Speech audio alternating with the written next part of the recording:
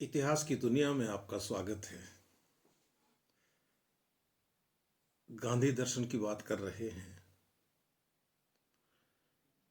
और हमारे सामने है गांधी जी की आत्मकथा, सत्य के साथ मेरे प्रयोग।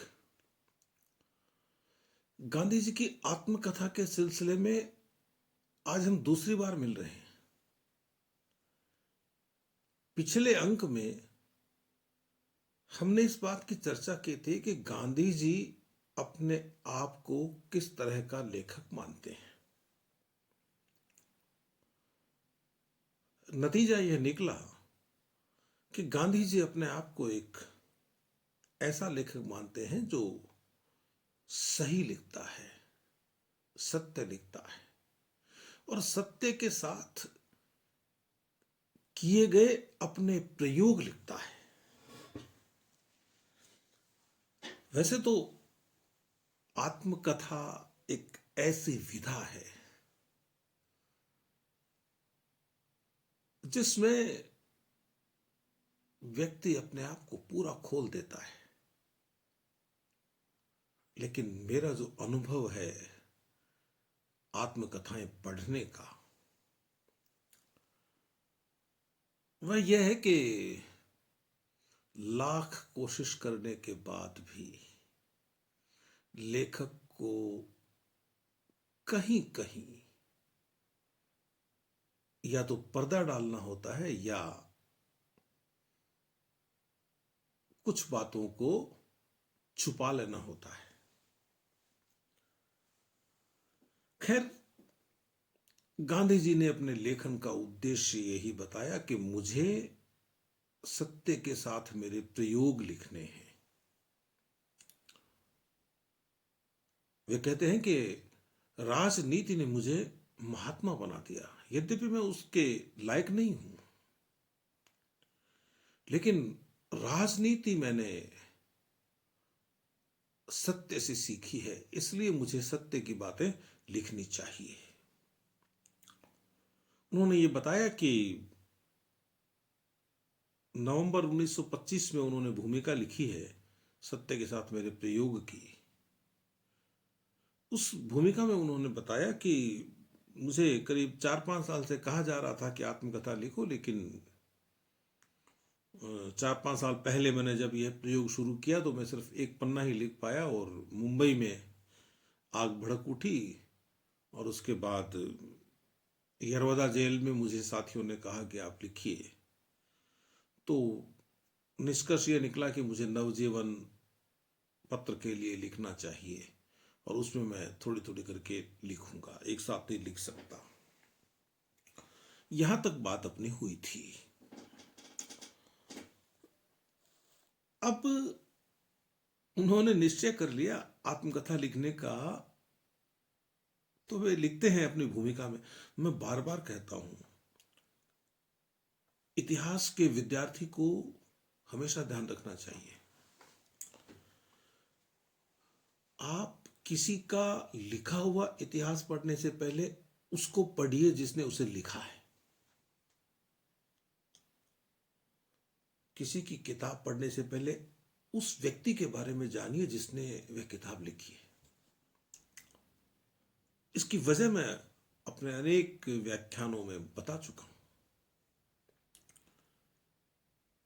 और व्यक्ति स्वयं भूमिका लिख रहा है तो उसे थोड़ा ध्यान से पढ़ना चाहिए।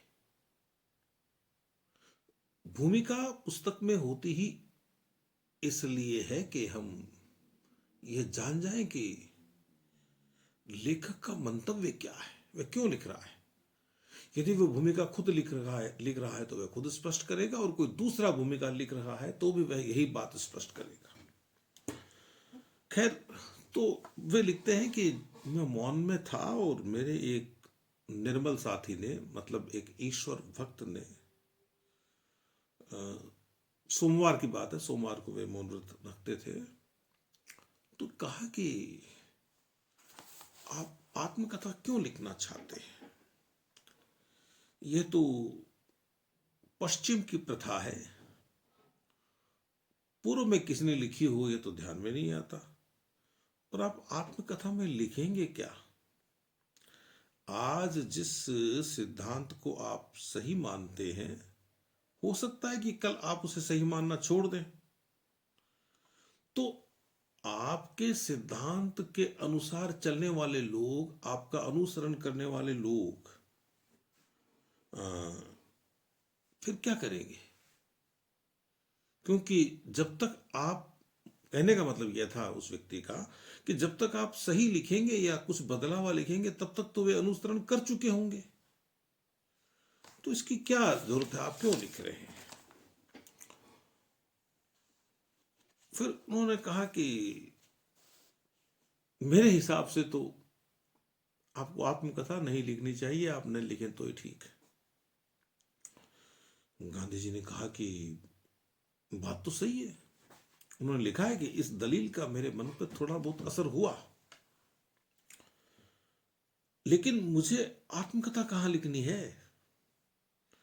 मुझे तो आत्मकथा के बहाने सत्य के जो अनेक प्रयोग मैंने किए हैं उनकी कथा लिखनी है।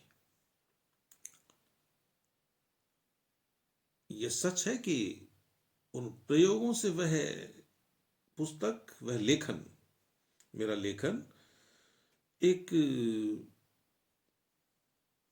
जीवन वृत्तांत जैसा हो जाएगा। लेकिन हो तो हो, मैं यदि हर पन्ने पर अपने प्रयोग लिखूंगा तो फिर मैं दोषी नहीं रहूंगा उस वृत्तांत के लिए, उस कथा के लिए जो मेरे बारे में मैं लिखूंगा। खैर, उन्होंने कहा कि यदि मेरे प्रयोगों का लेखा जोखा जनता के सामने आता है तो वह एक अच्छी चीज होगी। उन्होंने कहा कि राजनीति के क्षेत्र में मैंने जो प्रयोग किए हैं, भूमिका में कह रहे हैं वो, वे उसे पूरा हिंदुस्तान जानता है और उसके बारे में कुछ दुनिया भी जानती है। और मुझे जो महात्मा का पद मिला है, यद्यपि उसकी मैंने कीमत बहुत कम लगाता हूं मैं, वह पद मैं कह चुका हूं कि आप लोगों को कि वह पद उनको राजनीति में काम करने के कारण मिला, और राजनीति में उनके जो प्रयोग हैं वे सत्य के कारण हैं। तो फिर मुझे सत्य लिखना चाहिए। तो उन्होंने कहा, गांधी जी ने लिखा है कि मैं इस विशेषण के कारण कोई फूला नहीं समा रहा हूं। इस विशेषण ने तो मुझे कई बार दुख ही दिया है। और उन्होंने लिखा कि मैं यदि लिखूंगा अपने बारे में तो मुझमें विनम्रता ही आएगी, कोई घमंड नहीं होगा। ये सोच के चल रहे हैं वे। और वे कह रहे हैं कि मैं जब पीछे मुड़कर देखता हूं भूतकाल में अपने जीवन को, तो मुझे लगता है कि मैं कम जानता हूं। मुझे मेरे अपने कम जानने का आभास होता है। ये लिखते हैं वे। उन्होंने कहा कि मेरा लक्ष्य तो आत्मदर्शन है, मैं तो ईश्वर से साक्षात्कार करना चाहता हूं और वही मोक्ष है।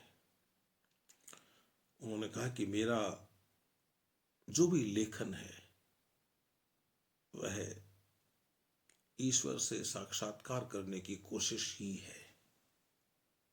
इसीलिए मैंने आपसे कहा कि यदि आप एक साहित्यिक आत्मकथा को पढ़ेंगे तो आप पाएंगे कि कहीं कहीं व्यक्ति पर्दा डालता है, किसी बात को छिपा जाता है और किसी बात के प्रस्तुतिकरण में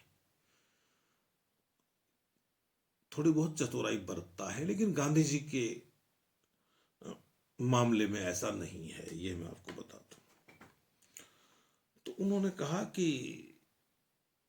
मेरे जो प्रयोग हैं वे वास्तव में आध्यात्मिक प्रयोग हैं, और कुछ चीजें ऐसी हैं जिन्हें आत्मा ही जानती है और वे चीजें आत्मा में ही समा जाती हैं। अब मैं उतना ही बता पाऊंगा जो मेरी सीमा में है, जो मेरी शक्ति में है। उन्होंने कहा कि लिखा है भूमिका में कि धर्म का अर्थ है नीति। आत्मा की दृष्टि से पाली गई नीति ही धर्म है। इसलिए जो जो बातें बच्चों के, जवानों के, बूढ़ों के मन में आती हैं मैं वे बातें अपनी इस कथा में लिखूंगा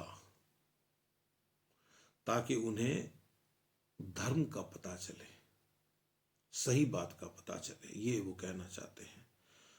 उन्होंने कहा कि मैं तटस्थ भाव से निरभिमान होकर लिखना चाहता हूं, और उसमें कुछ ऐसी सामग्री भी होगी जो दूसरे लोगों द्वारा किए हुए प्रयोगों से जुड़ी होगी, सत्य के संबंध में किए गए प्रयोगों से।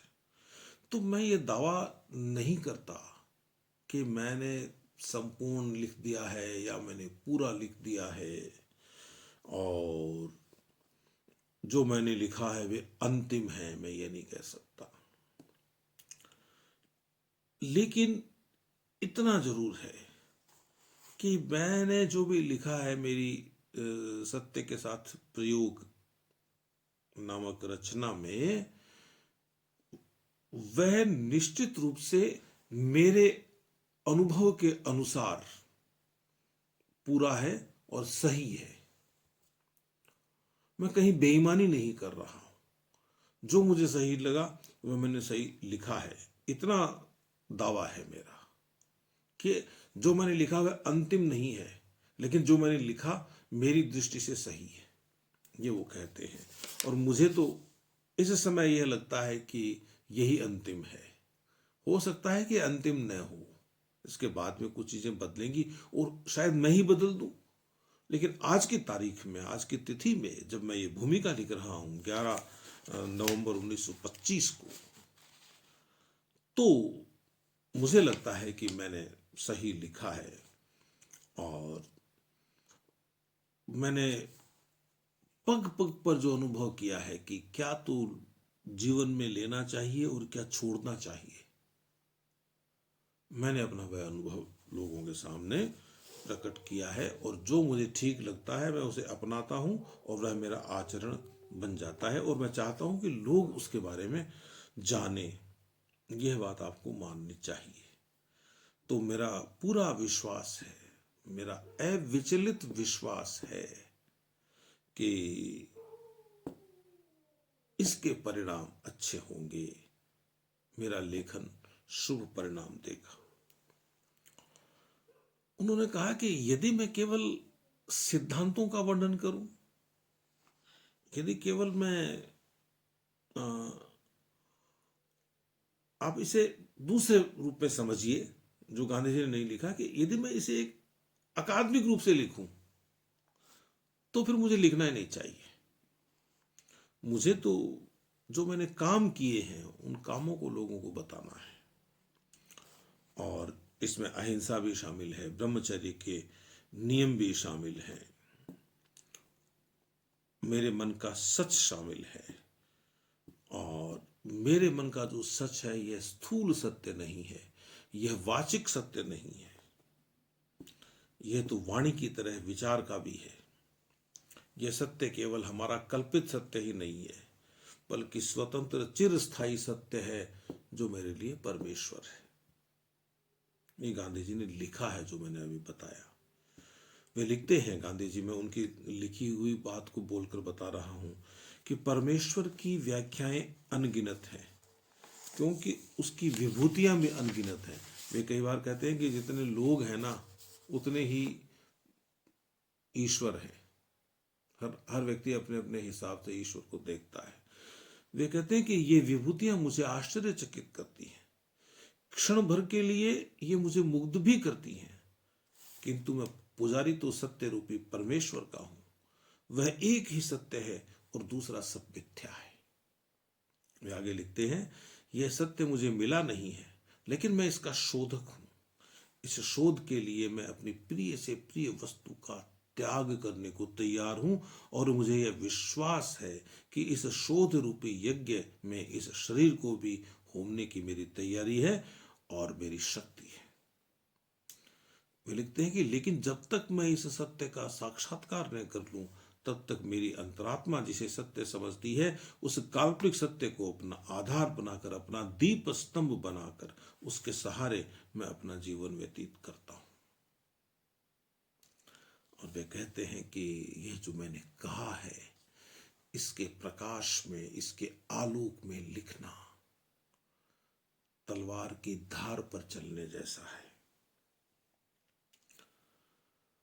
और